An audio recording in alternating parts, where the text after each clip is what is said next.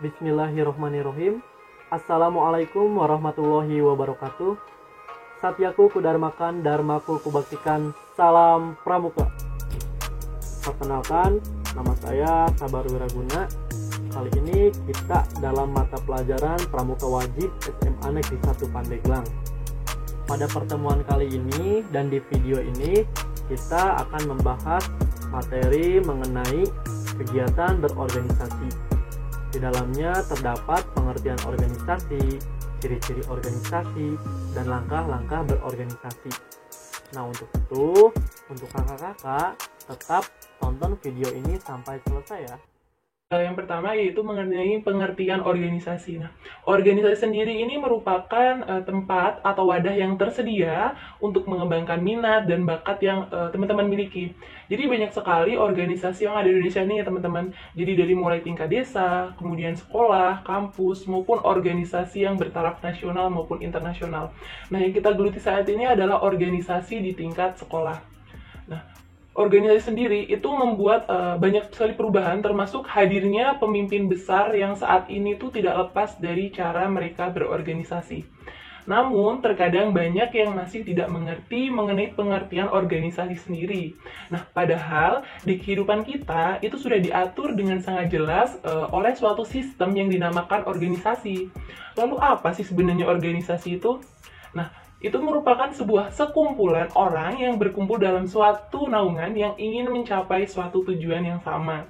Nah, lebih mudahnya begini nih, organisasi itu bisa diibaratkan seperti anggota tubuh, yaitu kepala, tangan, badan, dan kaki, atau bagian lainnya yang saling melengkapi kekurangannya satu sama lain. Atau dengan satu tekad yang untuk mencapai suatu tujuan tertentu, atau suatu tujuan yang sama. Penting nggak sih organisasi itu buat kita? Nah, masih banyak dari kita dan orang-orang yang idealis dengan cara berpikirnya sendiri nih, cenderung tidak dewasa dan belum bisa menyaring setiap informasi yang didapatkan. Padahal nih, kalau dilihat dari pengertian organisasi sendiri, itu sudah cukup jelas ya teman-teman. Mereka tuh harusnya punya tujuan yang sama. Nah, dari organisasi tersebut itu mengajarkan kita untuk menganalisa semua kejadian, mulai dari kita itu mengenai pentingnya organisasi sendiri, jadi dan menambah teman, kemudian menambah pengalaman, dan yang diajarkan untuk diteliti dan kritis dalam menilai sesuatu agar tidak terjadi kesalahan di kemudian hari. Yang selanjutnya saya akan menjelaskan mengenai ciri-ciri organisasi. Untuk yang pertama, yaitu adanya tujuan yang jelas. Jadi tanpa adanya tujuan yang jelas, akan-akan organisasi itu mengambang, serta akan tenggelam ditelan keadaan yang selalu berusaha untuk menghancurkan organisasi itu sendiri. Nah, dapat diumpamakan seperti ini, seperti sebuah kendaraan yang sedang berjalan tanpa tujuan. Pada akhirnya, bahan bakar kendaraan tersebut itu akan habis nih, dan kendaraan tersebut akan mogok di tengah jalan. Nah, seperti itu organisasi kalau misalkan tidak ada tujuan. Nah, kemudian tujuan organisasi itu harus dipahami oleh setiap anggota dan harus diterima oleh setiap anggota. Kemudian yang selanjutnya yaitu adanya kesatuan arah dalam organisasi. Nah, untuk semua kegiatan, semua sumber, pemikiran, keahlian, dan kemampuan yang ditunjukkan itu hanya pada satu arah nih, yaitu pencapaian tujuan dengan cara seefisien dan seefektif mungkin. Nah, kemudian selanjutnya itu adalah adanya kesatuan perintah. Nah, setiap bawahan atau anggota itu hanya mempunyai seorang atasan langsung yang memberikan perintah, instruksi, bimbingan, dan pedoman kerja, serta kepadanya anggota tersebut itu memberikan laporan yang bertanggung jawab. Nah, kemudian adanya keseimbangan antara wewenang dan tanggung jawab. Nah, hal ini sangat penting sekali teman-teman, mengingat wewenang itu lebih besar dari wewenang di dalam pelaksanaan tugas. Nah, kemungkinan besar akan terjadi kemacetan-kemacetan mengingat seorang tidak merasa aman untuk melakukan tindakan tertentu karena merasa ragu-ragu nih apakah tindakan tersebut itu masih dalam wewenangnya atau tidak. Nah, kemudian adanya pembagian tugas yang merata. Nah, secara fisiologi, organisasi itu merupakan manifesti dari kemampuan manusia untuk bekerja sama. Nah, karena tugas-tugas dalam organisasi itu harus dibagi-bagi sesuai dengan kemampuan, keahlian, dan bakat orang-orang atau anggota di dalam organisasi tersebut. Nah, kemudian ciri-ciri selanjutnya adalah struktur organisasi yang sesederhana mungkin. Nah, pola dasar organisasi yang disusun sesuai dengan kebutuhan dan didasarkan pada hubungan-hubungan yang sederhana dan jelas. Nah, kemudian pola dasar organisasi harus mantap. Gimana nih? Nah, pola dasar organisasi ini disusun haruslah merupakan pola yang mampu untuk menghadapi berbagai macam situasi. Jadi, pola dasar organisasi itu haruslah fleksibel. Dalam arti kata seperti ini, mampu mengadakan penyesuaian tanpa mengadakan perubahan yang cukup mendasar. Nah, kemudian adanya jaminan jabatan. Nah, jaminan jabatan ini seperti kelompok pimpinan ini tidak boleh memperlakukan bawahannya dengan cara yang tidak wajar atau semaunya sendiri nih. Jadi pimpinan tuh nggak boleh bawahannya gimana ya, semena-mena gitu, misalkan perintah ke bawahannya itu semena-mena gitu. Nah, kemudian ada koordinasi yang baik antara pimpinan dan anggotanya. Terkadang kita sudah masuk di dalam organisasi, kita akan lupa nih apa tujuan awal kita masuk organisasi. Jadi terkadang kita bertindak masa bodoh dengan apa yang terjadi di dalam organisasi. Nah, akibatnya apa? Akibatnya tentu saja banyak orang yang tumbang sebelum waktu organisasi tersebut selesai. Nah, orang-orang tersebut ini belum merasakan nih nikmatnya proses yang dialami ketika masuk organisasi. Nah, gimana cara sukses teman-teman di sini bisa masuk organisasi? Untuk cara yang pertama yaitu kerja keras di dalam organisasi. Nah, kita nih dituntut untuk bekerja keras. Nah, dalam hal apa? Tentu saja dalam segala hal. Apapun yang sudah menjadi tanggung jawab teman-teman dalam organisasi, itu harus menjadi bagian dari kehidupan teman-teman sendiri. Nah, karena ketika dalam berorganisasi, resiko yang dapat kita dapatkan atau harus diterima itu tanpa keluh kesah. Karena kerja keras itu merupakan kunci sukses ketika kita sudah masuk di dalam organisasi.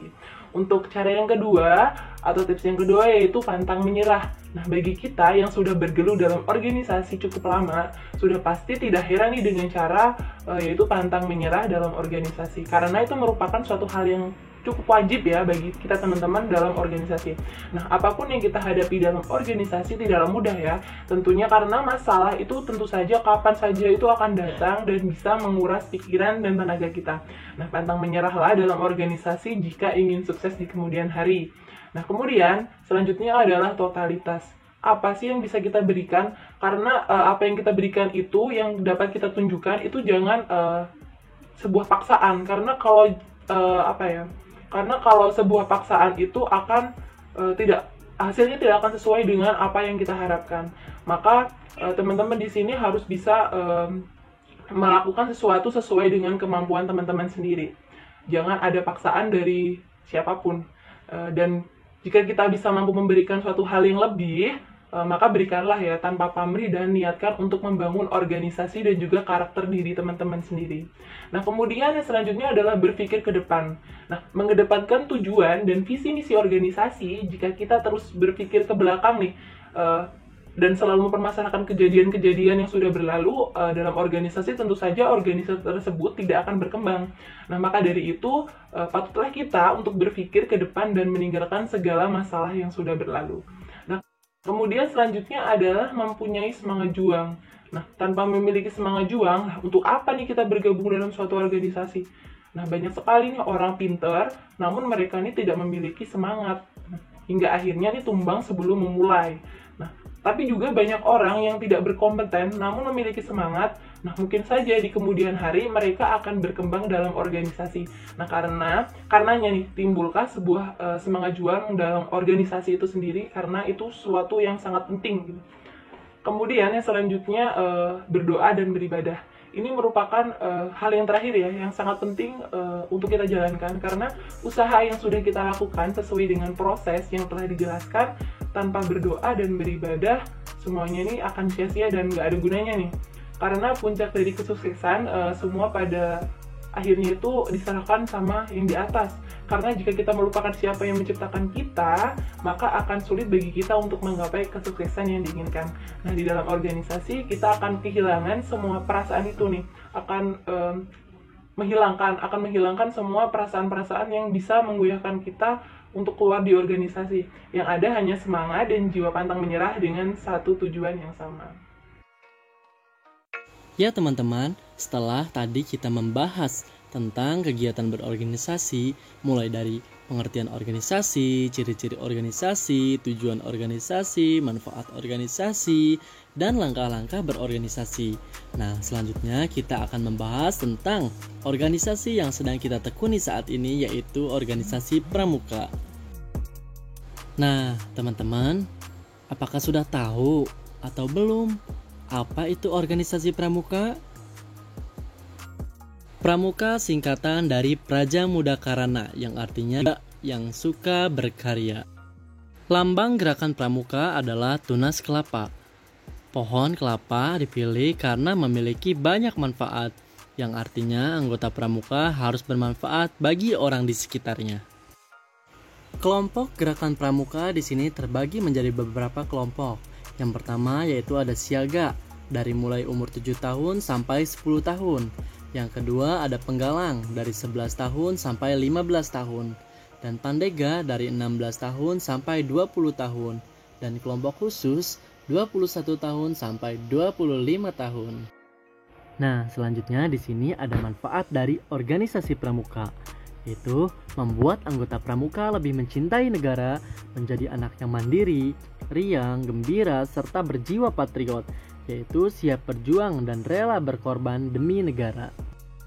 Pramuka juga di sini memiliki 10 janji, yaitu yang disebut dengan Dasa Dharma Pramuka, di mana Dasa Dharma Pramuka ini dapat kita amalkan dalam kehidupan sehari-hari, dari poin 1 sampai dengan poin 10. Di sini ada 10 poin Dasa Dharma. Yang pertama, takwa kepada Tuhan Yang Maha Esa. Yang kedua, cinta alam dan kasih sayang sesama manusia.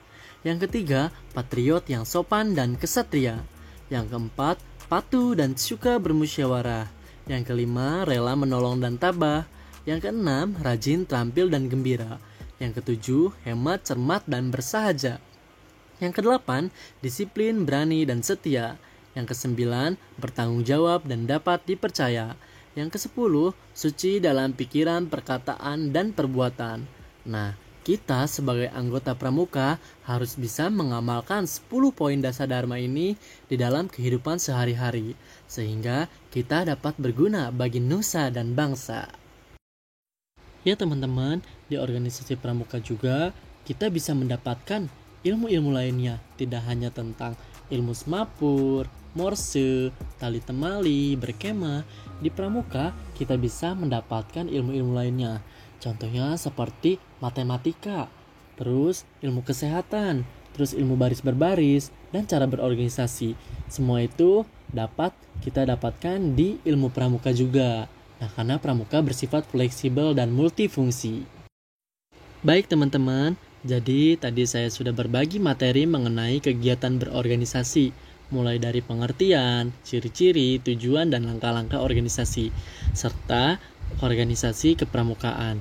Nah, harapan saya di sini, semoga teman-teman adalah termasuk orang-orang yang aktif dan giat berorganisasi, karena organisasi itu sangat penting bagi kita semua. Terima kasih. Wassalamualaikum warahmatullahi wabarakatuh.